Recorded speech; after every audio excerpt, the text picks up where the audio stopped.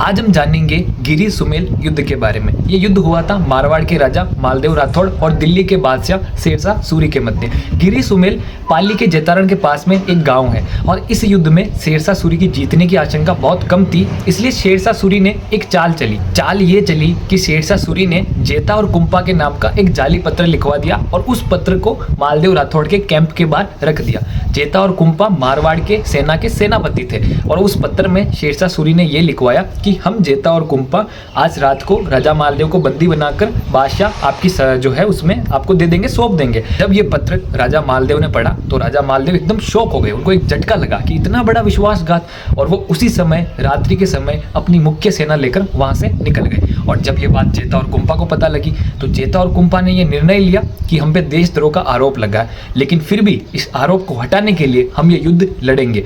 फिर अगली सुबह 5 जनवरी 1544 को जेता और कुंपा अपनी 8000 सेना के साथ लड़ने के लिए तैयार हो गए और उधर सामने शेरशाह सूरी के पास 80,000 की सेना थी। लेकिन फिर भी शेरशाह सूरी ने यह सोचा कि अब तो हम युद्ध जीत जाएंगे, लेकिन जेता और कुंपा ने अपनी सेना के साथ मिलकर इतना भयंकर आक्रमण किया, इतना भीषण युद्ध हुआ कि शेरशाह सूरी पीछे हट गया था।